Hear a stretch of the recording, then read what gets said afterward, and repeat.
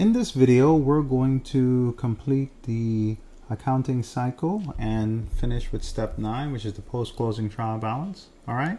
So what we're doing here is we've finished closing entries and we're doing the post-closing trial balance, which is the trial balance right before you start the process again in step 1.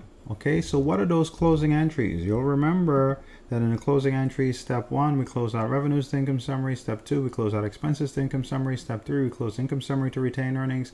Step 4, we close dividends to retained earnings. So the revenues are now 0, expenses are now 0, income summary is 0, dividends is 0, and everything is sitting in retained earnings, right? So all of these temporary accounts are now 0. All right, so now we're ready for the post-closing trial balance. So what exactly is that? So in this example, you have two trial balances sitting next to each other. One is the adjusted trial balance, right? And you'll recall the adjusted trial balance is here, is in step 5 before we do, step 6 before we do financial statements, right? So this is the final trial balance. We do financial statements using the adjusted trial balance, and then we do closing entries. So here is the adjusted trial balance, the trial balance before closing entries. Here's the post-closing trial balance, the trial balance after closing entries. So if you look at these two, what's the difference? Well, if you look at it, everything is the same until we get here to this section. And I'm going to gray that out just a little bit, right? So this section is different. And what do we notice? Well, we notice that all the temporary accounts on the post-closing trial balance is 0. Dividends is 0, service revenue is 0, supplies expense is 0, salaries expense is 0, depreciation expense is 0, income tax is 0, right? They're all 0. And notice what happens here, right? The balance in retained earnings changes from 300 to 250. Because what happens is you take revenues minus all of these expenses.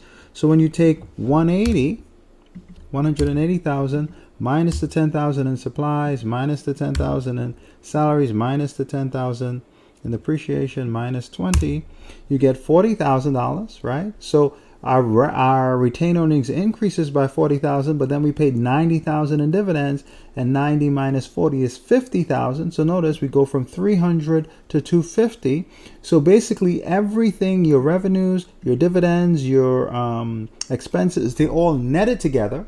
And the net of all of this together was a decrease in retained earnings by $50,000.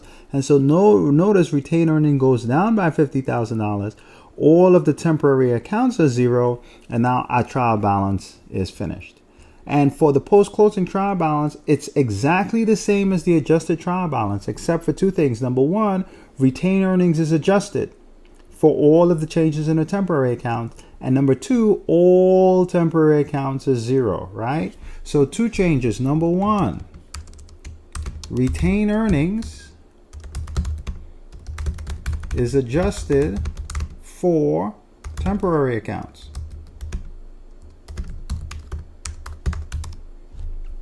Okay, and let me just, right?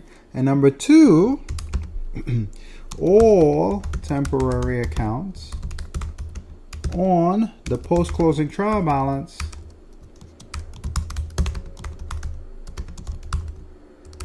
are 0. Or in most cases, really what happens, instead of showing them as 0, we don't show them at all. All right. So these are the two things that happen. I'll just put it down here. I think it's easier down here, right? To the post-closing trial balance. So here's the adjusted trial balance. Here's the post-closing trial balance. The difference between these two are these accounts here. The temporary accounts drop off. Retained earnings changes from the old number to the new number. And if you do the math, retained earnings, the difference in retained earnings is the net of all of these, right? The revenue amount, and you net all of these, that's what goes to retained earnings, all right? And now, when you start your new period, right, all your temporary accounts are 0, so we go into the new year, and you can start recording revenues, you can start recording expenses, you can start recording dividends, and it's only going to record the dividends, expenses, and revenues for that specific year. These balances up here in the permanent accounts, they just keep going. The balances carry over from one period to the next, and now we go into the new period and we just add or subtract from these balances depending on the activity that goes on in the accounts. All right?